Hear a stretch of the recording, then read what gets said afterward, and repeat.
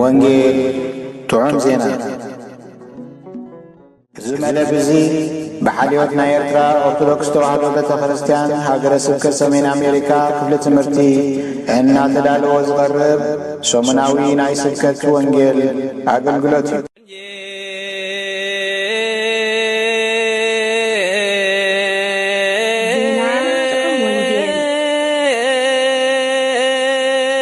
ዜና ጥዑም ወንጌል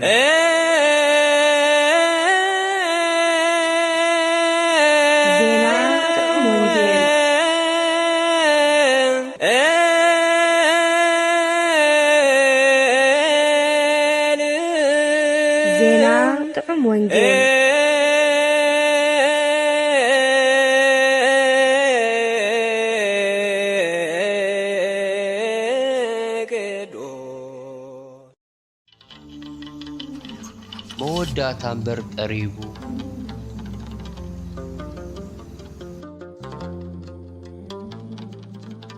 ምስባክ ናይ ዝዕለት እዚ እታ እግዚአብሔር ዝገበራ መዓልቲ እዚኣ በኣ ንተሓጎስን ባህ ይበለናን ወእግዚአብሔር አድሕን ኮታ አታ እግዚአብሔር አሰልጥን ኮታ መዝሙር ዳዊት 118 ካብ ፍቕዲ 24 ክሳብ 25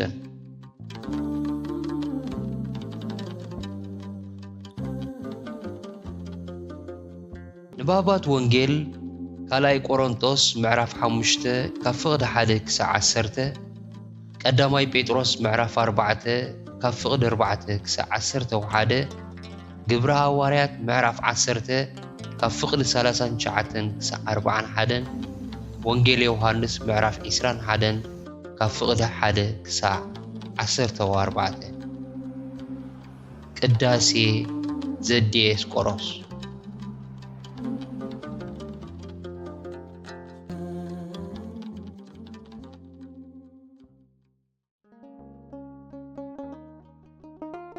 بسم أبون ودن منفس قدسن حدا أملاخ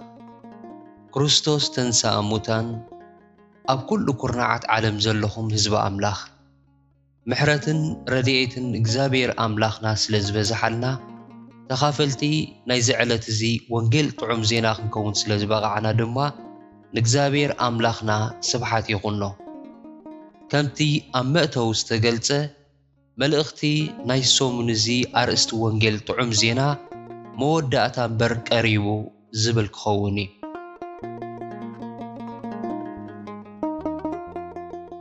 جناخه ناي كل نجر مودعتا قريبيو سلازي تسأليهم من تغدكولو رؤسهم زغوتون تنقوغات كونو جزي فرد قريبيو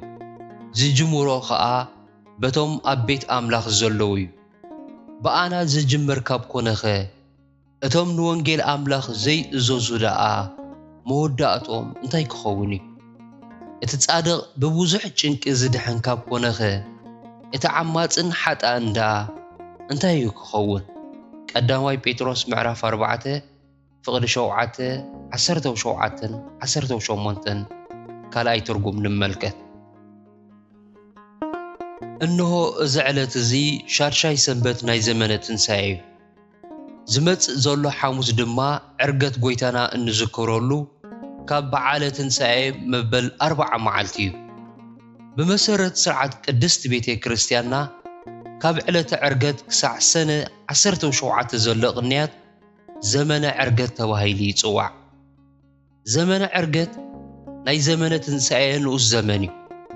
عرقت قويتانا لكع كم موتن تنسايون أزيو أجداسي قبر مدحاني أب زمن بولي كيدان በቲ ዝቐርብ ዝነበረ መስዋዕቲ ሙሉእ ስሬት ኣበሳን ምሕረትን ዝርከብ ዝነበረ እቲ ሊቀ ካህናት ባዕሉ ናይቲ ዝተሰውአ እንስሳ ደም ሒዙ ናብቲ ቅድስተ ቅዱሳን ኣትዩ ነቲ ደም ኣብ ልዕሊ እቲ መኽደን መተዓረቂ ማለት መንበረ ታቦት ምስ ዝነጽጎ እዩ። እቲ ባዕሉ ፍጹም ሊቀ ካህናትን ቅዱስ መስዋዕትን ሰማያዊ መቕደስን ዝኾነ ጎይታናን መድሓኒናን ኢየሱስ ክርስቶስ ድማ ነቲ ኣብ መስቀል ዝፈስስ ሕያው ደሙ ሒዙ ብዕርገት ናብታ ሰማያዊት ቅድስተ ቅዱሳን ብምእታዊዩ ፍጹም ድሕነት ዘጓናጽፈና። ስለዚ ድማ ድሕሪ ትንሣኤኡን ናብ ኣቦይን ኣቦኹምን እድይብ ኣለኹ ብምባል እቲ ናይ ድሕነት ተልእኹኡ ኣብ ትንሣኤ ጥራሕ ከም ዘይድረት ብመገዲ ማርያም መግደላዊት ኣበሰሮም። ቅድሚ ሞቱ ኣብታ ምስጢረ ቁርባን ሰርዕላ ምሸት እውን ናብ ኣቡኡ ናብ ሰማያት ከም ዝኸይድን ናይ ምኻድ ረብሓ ንዓና እንታይ ምዃኑ ብንጹር ነጊርዎም እዩ። ከምታ ዝበላ ድማ ካብ ትንሣኤኡ ልክዕ ኣብ 40 መዓልቱ ብዘይ ህቦቡላ ብዘይ ደመና ብዘይ ሰረገላ ሓዊ ኣብ ቅድሚ ዓይኒ ደቂ መዛሙርቱ ናብ ሰማይ ዓረገ። ስለዚ ኸኣያ ቅድስቲ ቤተ ክርስቲያንና ንዕርገት ካብ ዕለተ ትንሣኤ ልክዕ ኣብ 40 መዓልቲ ሓሙስ እተውዕሎ። ንሕና እውን ካብ ሰሙን እዚ ጀሚርና ንዘመነ ዕርገት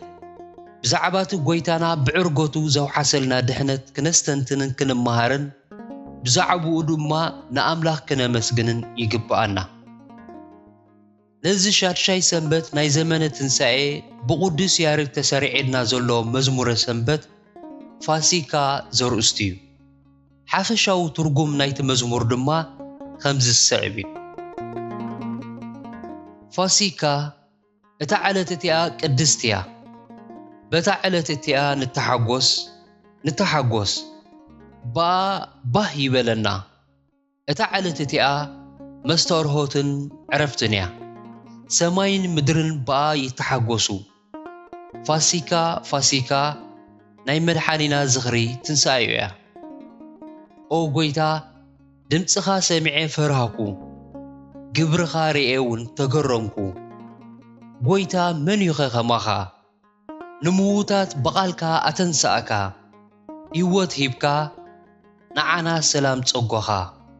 ኩላትና ምስ ጻድቃንካ ሓቢርና በዓለ ፋሲካ ንገብር። እቲ ብመሰረት እዚ መዝሙር እዚ ዝተሰርዐ ንባብ ቅዱስ ወንጌል ጎይታና ነቶም ናብ ምግፋፍ ዓሳ ዝተመልሱ 7 ሐዋርያት ማለት ጴጥሮስ፣ ቶማስ፣ ዮሐንስን ያዕቆብን ብስም ዘይተጠቕሱ 2 ካልኦትን ተኣምር ገይሩ ባዕሉ ብዝቐረቦ ምግቢ ከም ዝመገቦምን ዝትርኽ እዩ። እቲ ናይ ግብረ ሐዋርያት ንባብ ድማ ነቲ ቅዱስ ጴጥሮስ ኣብ ቤት ሓለቓ 100 ቀርኔሌዎስ ድሕሪ ትንሣኤኡ ከም ዝተረኣዮምን ክምስክሩሉ ከም ዝኣዘዞምን ድሕሪ ምግላጹ ንህያዋንን ምዉታንን ዝፈርድ ንሱ ምዃኑ ዝሰበኸ ስብከት ዝትርኽ እዩ። እቲ ናይ ካልኣይ ቆሮንጦስ ምዕራፍ 5 ካብ ፍቕዲ 1 ክሳብ 10፣ ቀዳማይ ጴጥሮስ ምዕራፍ 4 ካብ ፍቕዲ 4 ክሳብ 11 ንባብ ድማ ብዛዕባ እቲ ኣብ ምጽኣት ዝፍጸም ተስፋን ፍርድን ዝገልጹ እዮም። ናይ ሎሚ መሪሕ ጥቕስናን ኣርእስትናን እውን ብዛዕባ እዚ ብምጽኣት ክርስቶስ ዝገሃድ መወዳእታ ዓለምን መወዳእታ ምድራዊ ህይወትናን ዝምልከት እዩ። ኣብ ዘመነ ትንሣኤን ኣብ ዱርኩኺት ዘመነ ዕርገትን ኮይንና ብዛዕባ ምጽኣት ጎይታናን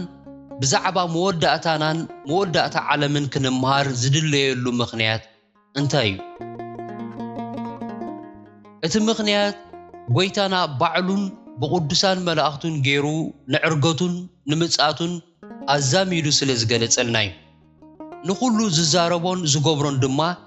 ንዓና ንኣርኣያናን ንምህሮናን ክኾነልና ኢሉ ስለ ዝገበሮ ንሕና እውን ብኸምኡ ክንሓስብን ክንምራሕን እዩ ዝግባእ። ጎይታና ኣብታ ድሮ ስቕለቱ ዝነበረት ምሸት ንኹሎም ደቂ መዛሙርቱ ብዛዕባ ዕርገቱን ምጽኣቱን ከም ዝስዕብ ኢልዎም ነበረ። ልብኹም ኣይሸበር፣ ብኣምላኽ እመኑ፣ ብኣይ እውን እመኑ። ኣብ ቤት ኣቦይ ብዙሕ ማሕደር ኣሎ፣ እንተዘይህልው ግና ምነገርኩኹም ነይረ። ሕጂ ግና ስፍራ ኸዳልወልኩም እኸይድ ኣለኹ። كيدا سفرامس أدالخلكم أبتا أنا زلخو نسخاتكم مساي أبو من تغتهلو تماليسا خمتسي أمو مساي كوستوكمي وانجيلي يوحنس معرف 14 فقد حادة كساع سلسته كالاي ترقم كابز قالو زي كم نردو ناي عرقاتو علامة انتاي مخانو نتصوري بعرقاتو سفرا خدالو والناي زخيد بمتساتو دما نابتي زدالو والنا سفرا قاعد زناي زقلت بويتانا نزحك ازياء بنتصور كفولتوان أبلبهم أعميقا خدسرت انسلز داليه أبتا علتا عرقاتو زنقرم مزاها خيري أدالوه بويتانا أبدبر زيتي كم ما أقولهم بدديلو كعرق متجمرة دمنا سماي كسع زخولو أتو كيروم إنات أمتو وخلو بار آياسب استغلتو خلطة سعادة خداون تستخدنو ملاختي أتوم سب قليلا سلامنتا يخم ناب سماي أما عليكم إنات أمتكم دو إلكم زلهم إذا خباهتكم ناب سماي زعارق إيسوس كمتي ناب سماي كعرق كله زرعهم مو كوم غيرو خا خمتسيو بمبال زي رسع مذكر قرفولهم قبرها وريات معرف حدا فغل تشعاتك ساعة 11 كالاي ترقم عرقاتن متساتن كلتا تمالا لقيت قبرتات مدحانيهم سلازخ ايوم كلتيهم بحانسا زلعالو اتي بلدت بقداماي متساتو زجمره ناي قويتانا قبر مدحان اب كالاي متساتو يززازم ملو دحنت زبهال ناب سمايات عريكا أبيمان أملاخ مس كروستوس نزل عالم منباري نابزا درجة زي أقسع نبتسح أبزلو جزي النرخ ودحنت كفيلا ودحنتيو مغنياتو دحنت استناوح مسرح حنبر ناي حدا جزي فتسام أيقونن إزي زحتن زحممن زموتن سقال بيسكا أبزا حلافيتن رخصتن علم إننا نبركا ملو دحنت ألو كبهال أي قبائنيو بتي أمسأتو زفتسام تنسى موتان تنسينا اتي بمثل قدامي آدم استفتر سجانا نام مثل خالاي آدم سجا كروستوس نام ممثال مستلوت شعيو ملو دحنا زخونلنا متسأت لما بز مخنياتيو أقداس زخون شعون ودسب مس بوزح حيلن جرمان بدمنا سماي كمتسق كله كريو يوم إذا كخون متجمرة بدحانكم قريبو مالتي مو دوبلو رؤسكم ون أغنعو لوقاس معرف إسران حدن فقد إسران شوعتن إسران شومونتن كالاي ترقم كومو غا اتناي بزحات حاتيات من انتخار حق حانسا ازتسوى كروستوس حاتيات كتصور زي كونس نمدحانتهم زتصبيو كالاي جزي خجلتيو ملأخت إبراويان معرف شعته فقد إسران شومونتن كالاي ترقم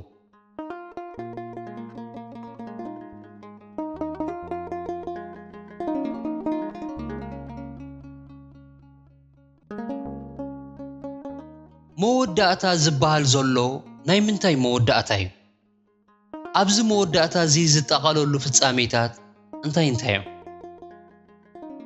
مريح تقسنا انصيرو خم زولو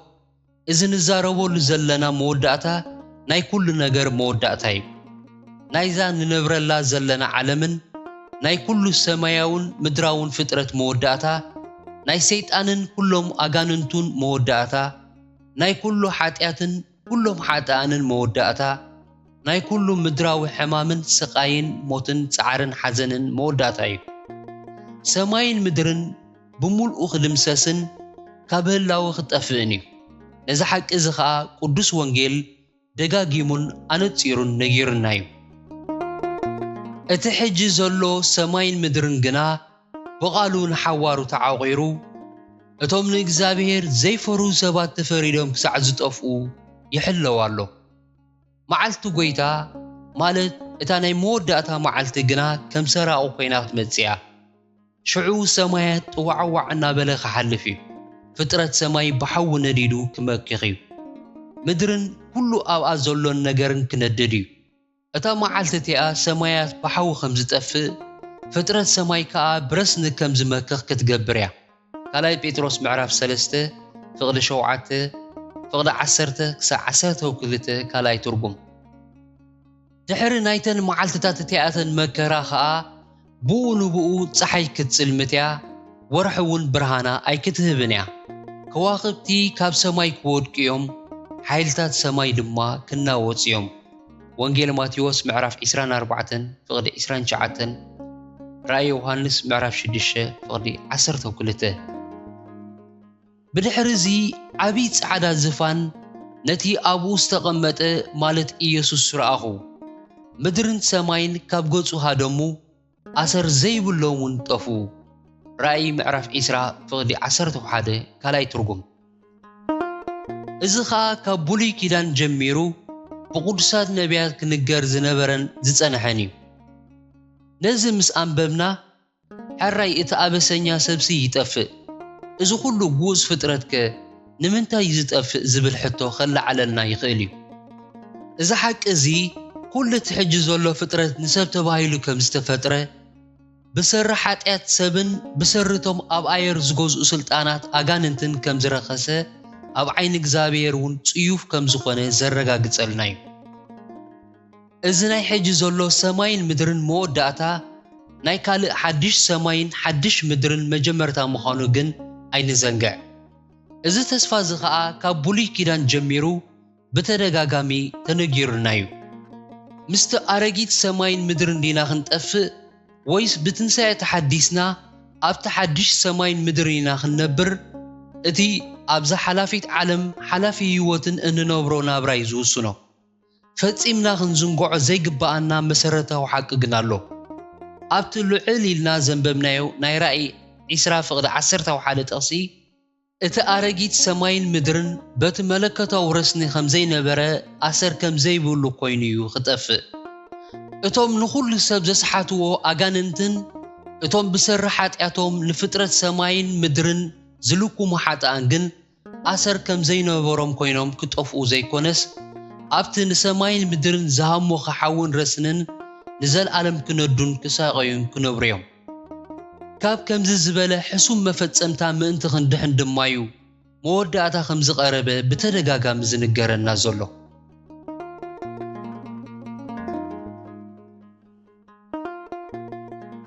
ናይ ሰብ መወዳእታ ግን ምስ መወዳእታ ዓለም ዘራኽብ እንታይ ኣለዎ ገላ ዓለም ከይተወደእት ከላ ንሕና በብ መዓልትና ብሞት ንውድእ እንዶ ኣየለናን ኢና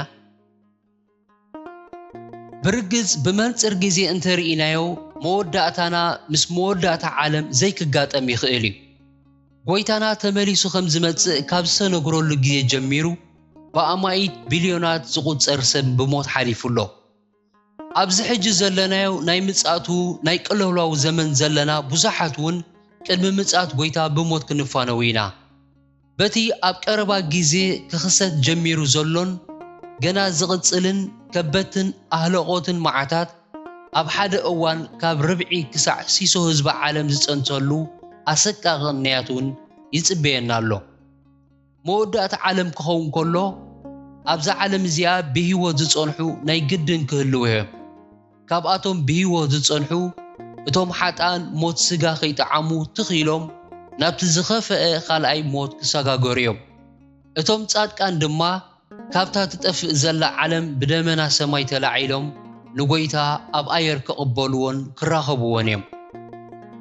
ሓንቲ ክነስተውዕላ ዝግባኣና ሓቂ ግን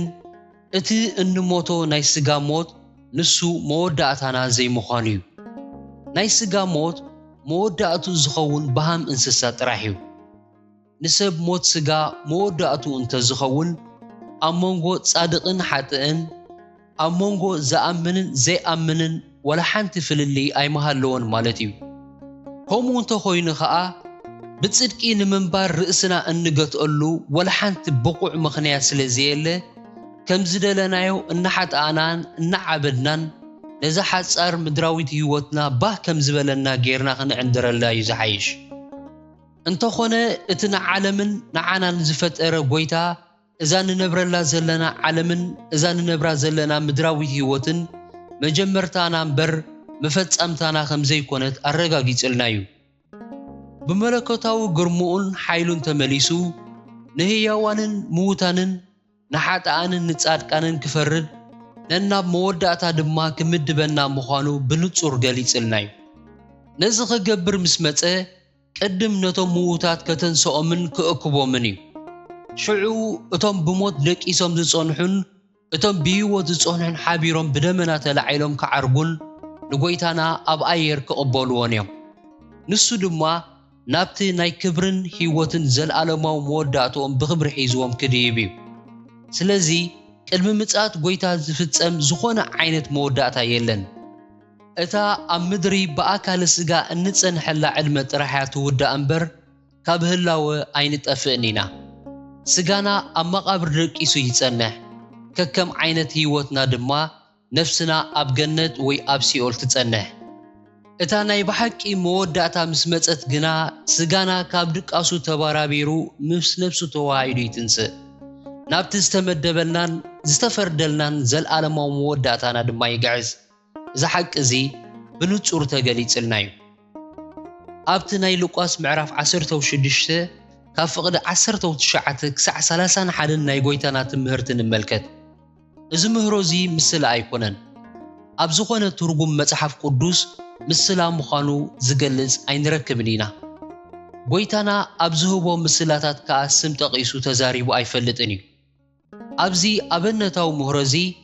እቲ ብስም ዘይተጠቕሰ ሃብታም ሰብኣይን ኣልኣዛርን ብስጋ ድሕሪ ምሟቶም ብነፍሲ ገና ብህይወት ከም ዝነበሩ ገሊጽልና ኣሎ እዚ ታሪኽ እዚ ናይ ድሕሪ ምጽኣት ታሪኽ ዘይኮነስ ናይ ቅድሚ ምጽኣት ታሪኽ እዩ ምኽንያቱ ናይቲ ሃብታም ሰብኣይ 5 ኣሕዋት ገና ብህይወት ኣብዛ ምድሪ እዚኣ ኣብ ቤት ኣቦኦም ይነብሩ ከም ዝነበሩ ተነጊሩና ኣሎ ኣቦና ኣብርሃም እውን ኣብ መልሱ ሙሴን ነቢያትን የገልግልዎም ከም ዘለዉ ገሊጹ ኣሎ ስለዚ እቲ ሃብታም ሰብኣይ ናይዛ ዓለም እዚኣ ናይ ምሾትን ጣዕምን ናብርኡ ደኣ ወድእ እምበር ናብርኡስ ኣየቋረጸን ግናኸ ናብራና ኣይግበሮ ዘብል ሕሱም ናብራ እዩ ኣልኣዛር ግን ናይ ስቓይ ናብራ ኣቋሪጹ ነቲ መወዳእታ ዘይብሉ ናይ ዕረፍትን ክብረትን ሓጎስን ናብራ ይነብር ነበረ ናይ ዓለም መወዳእታ ምስ ኮነ ግን እቶም ኣብ ሲኦል ዝጸንሑ ነፍሳት መወዳእታ ስግኦም ለቢሶም ናብ ገሃነም እቶም ኣብ ገነት ዝጸንሑ ከዓ ነቲ ብምስሊ ክርስቶስ ተሓደሰ ስግኦም ለቢሶም ናብ መንግሥተ ሰማያት ብኽብሪ ከኣትዉ እዮም በደምደምታ ናይዚ ሓሳብና እምበኣር እቲ ዘለዓለማዊ ኣብ ናይ ዓለም ነቲ ንስቓይ ዘሐደሰ ዘይመውት እናኣትዎ ዘይልወጥን መፈጸምታ ዘይብሉን ናይ መንግሥተ ሰማያት ወይ ከዓ ናይ ገሃነም ናብራ እዩ ናይ ስጋ ሞት መወዳእታና ኣይኮነን እቲ ኣብ መንጎ ሞትናን መወዳእታ ዓለምን ዘሎ መጻንሒ ናይ መሰጋገሪ እዋን እውን መወዳእታና ኣይኮነን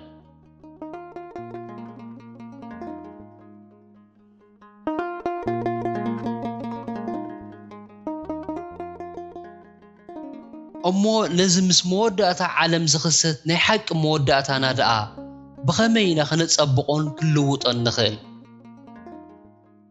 ኣንጉዕ ናይ መልእኽትና ኣብ መልሲ ናይ ዝሕቶ እዚ ዝርከብ መወዳእታና ንምጽባቕ ዘይንጥቀመሉ እንተኾይና በቲ ብዛዕባ ናይ ዓለም መወዳእታ ዘሎና ፍልጠት ዋላ ናብ ማዕረግ ሊቅነት እንተበጻሕና እኳ ዋላ ሓንቲ ዋጋ የብሉን ንሕናን ፍልጠትናን ኣብ ተቐላይ ሓዊ ክንጥጠቕ ምንባርና ዘይተርፍ እዩ ስለዚ መወዳእታ ቀረበ ክበሃል ከሎ ኣድህቦናን ተገዳስነትናን ኣብቲ ዝኽሰት ናይ መወዳእታ ምልክታት ዘይኮነስ ኣብ ናትናን ናይ ሰብናን መወዳእታ ክኸውን እዩ ዝግባእ ኣእምሮ በቲ ሽዑ ዝኽሰት ፍጻሜታት ተዋሒጡን ተዓብሊኹን ነቲ ናትና መወዳእታ እንተረስዕናዮ ተጣዒስካ ዘይተዕርዮ መዘና ኣልቦ ዕሽነት እዩ ክኸውን ገሌና እውን እኮ ነዚ ናይ መወዳእታ ምልክታት ንኹሉ ኸይርከብናሉ ብሞት ምግዓዝና ዘይተርፍ እዩ ነቲ ናይ መወዳእታ ዘመንን ፍርድን ግን ኣምሊጥና ማለት ኣይኮነን ይትረፍ ንሕና ኣብ ኣፍ ደገ ምጽኣቱ ዝተፈጠርና ሰባት እቶም ቅድሚ ኣሽሓት ዓመታት ነቢሮም ዝሞቱ ጥንታውያን ሰባት እኳ ብመንጽር እዚ ናይ መወዳእታ ዘመን እዮም ዝምዘኑን ዝፍረዱን ምኽንያቱ ብዛዕባ ናይ ዓለም መወዳእታ ዘይኮነስ ብዛዕባቲ ብሞት ዝውዳእ ምድራዊ ህይወትና ኢና ንሕተትን ንፍረድን ናይቲ ዘለኻዮ ዘመን ኣናብባኻን ኣፍሉጠኻን መወዳእታኻ ኣብ ምጽባቕ ግደ እኳ እንተለዎ ወሳኒ ግን ነዚ ምድራዊ ህይወትካ ብኸመይ ትነብሮን ትዛዝሞን እዩ ሓደ ክርስቲያን ብዛዕባ መወዳእታ ዓለም ጽቡቕ ተገዳስነትን ፍልጠት ኣለዎ ዝበሃል ብዝፈልጦ ጥቕስታትን በቲ ንጥቕስታት ምስቲ ዝፍጸም ዘሎ ምልክታት ናይ ምግንዛብ ዓቕሙ ዘይኮነስ በቲ ንናቱ መወዳእታ ንምጽባቕ ዝነብሮ ዓይነት ህይወት እዩ። ጎይታና ኾነ ቅዱሳን ደቂ መዛሙርቱ ብዛዕባ ምልክታት መወዳእታ ዓለም ደጋጊሞም ዝነገሩና ሕጂ እውን ቅድስቲ ቤተ ክርስቲያን ደጋጊማ ብኣገልገልታ ትነግረና ዘላ ብእምነትን ብፍቕርን ተደሪኽና ክንእዘዝ እምበር ክንሻቐልን ብረዓዲ ክንዋሓጥን ኣይኮነን። መልእኽቱ ከይትዝንግዑ ተጠንቀቑ፣ ህይወትኩም መርምሩ፣ ኣካይዳኹም ኣጸብቑ ዝብል እዩ። ብኻልእ ኣዘራርባ ብዛዕባ መወዳእታኹም ዓሚቕኩም ሕሰቡ፣ ኣዝኹም ትግሁ ማለት እዩ። ህዝቢ እስራኤል ብዛዕባ መወዳእትኡ ከይሓሰበ ብዛዕባ እቲ ነናይ መዓልቲ ናብርኡ ደስ ከም ዝበሎ ከም ድላዩ ይነብር ስለ ዝነበረ እግዚኣብሔር ኣዝዩ ዝጓሃየሉ ህዝቢ ነበረ። ስለዚ ከዓ ድኻሙ እንታይ ምዃኑ ብኸም ስዕብ ይገልጾ ነበረ። ምኽሪ ዝጠፍኦም ህዝቢ እዮም፣ ምስትውዓልካ የብሎምን። ነዚ ኸስተውዕልዎ ነቲ ዳሕራዮም ማለት መወዳእቶም ከዓ ኸሓስቡት ለባማት እንተዝኾኑ መን መሃበ። ነዚ ኣብ ልብኺ ኸየንበርኪ ብዛዕባ መወዳእታ እውን ከይሓሰብኪ ኣነስ ኮታ ንኹሉ ግዜ ንግስቲ ኮይነ ክነብር የበልኪ። ርኽሰታ ኣብ ዘፈር ክዳና ኣሎ፣ ብግህዶ ይርአ ኣሎ። ንመወዳእታ ኣይሓሰቦቶን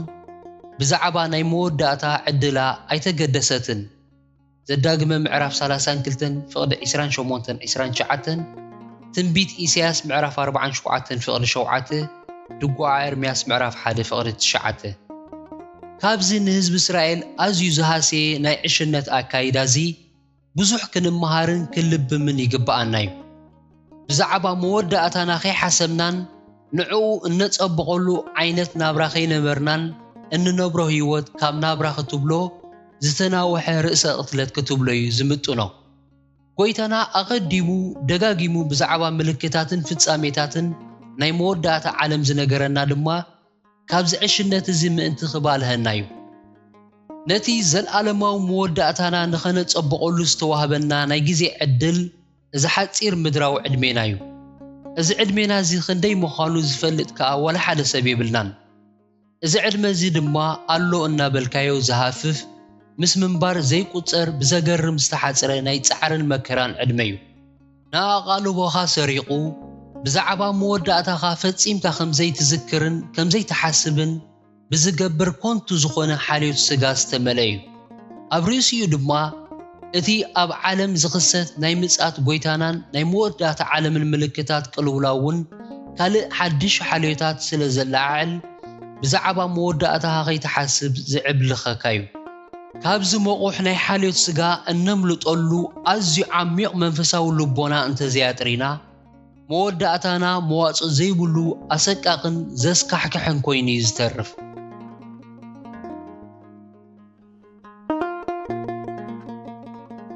ነዚ ምልክታት ናይ መወዳእታ ዘመን ብኸመይና ናብ ዘለኣለማዊ ረብሓና ንልውጦ?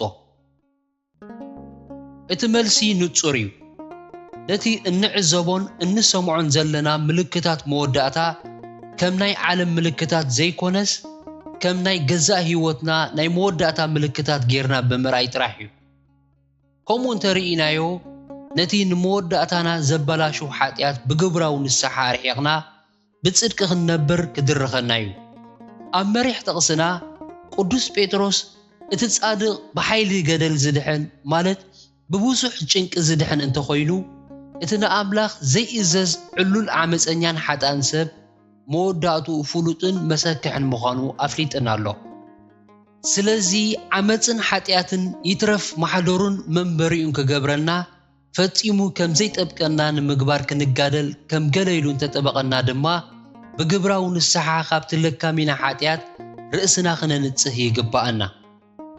ኣብ ከምዚ ዝበለ ሕሱም እዋን ሰይጣንን ሰራዊት ኣጋንንቱን ሓጣን ኣገልገልቱን ሓጢኣት ከጥብቑልና ጥራሕ ዘይኮነ ማሕደር ሓጢኣት ክገብሩና ኣበርቲዖም ክጋደሉ ምዃኖም ከዓ ሩዲ እዩ። እዚ ንግብረ ሰዶም ኣመልኪቱ ዝወፅእ ዘሎ ሕግታት ዓመፃ ንዓናን ንዘርእናን በዚ ጽዩፍ ኣበሳዚ ክንብከል ዘገድድ ሰይጣናዊ ድርኺት እዩ። ኣብ ግንባርናን ኣእዳውናን ማሕተም ሰይጣን ክንቅበል ንምስሊ ሰይጣን ክንሰግድ ዘገድደና ሕግታት እውን ኣብ ቀረባ መጻኢ ምእዋጁ ዘይተርፍ እዩ እዚ ኩሉ ድማ ብዘይ ሓጢያት ክንነብር ከም ዘይኽእል ንምግባር ዝዓለመ ሰይጣናዊ ውዲት እዩ እቲ ብዛዕባ ዘለዓለማዊ መወዳእቱ ዝሓስብን ዝጽዕትን ሰብ ምዃናን ዘይምዃናን ድማ ኣብዚ እዩ ዝፍለጥ እቲ ብዛዕባ ምድራዊት ናብርኡ ጥራሕ ዝሓስብ ሰብ ነቲ ሕጋውነት ዝለበሰ ሓጢያቱ እናገበረ እዩ ዝነብር እቲ ብዛዕባ መወዳእቱ ዝሓስብ ብልህ ክርስቲያን ግን ህይወቱ ደኣ መስዋዕቲ ይገብር እምበር ብምርጭኡ ኾነ ብኣስገዳድ ንዘይምሕጣእ እዩ ዝውስን ንሓጢያት ክንጽየፎን ክንኣብዮን እንተወሲንና ኣብዛ ሓላፊትን ምድራዊትን ህይወትና መሪር ጸበባ ከም ዘስዕበልና ሩዲ እዩ ካብቲ ዘለዓለማውን ከቢድን ጸበባ እዚ ግዝያውን ቀሊልን ጸበባ ከም ዝሕሾም ዝፈልጡ ግና እቶም ብዛዕባ መወዳእታኦም ዓሚቖም ዝሓስቡ ጥራሕ እዮም እምበኣር ነዚ ኣብ ፍቓድናን ምርጫናን ዝምርኮስ ኣብ ኢድና ዘሎ መወዳእታና ብኸመይ ሒዝናየን ነመሓድሮን ከም ዘለና ንህይወትና ብዕቱብ ንመርምር መወዳእታና ብኣናን ኣብ ኢድናን ከም ዝጽብቕን ከም ዝባላሸውን ካብ ምዝካር ኣይንዘንግዕ ጸጋ ጎይታ ኢየሱስ ክርስቶስን ፍቕሪ ኣምላኽን ሕብረት መንፈስ ቅዱስን ምስ ኩላትና ይኹን ኣሜን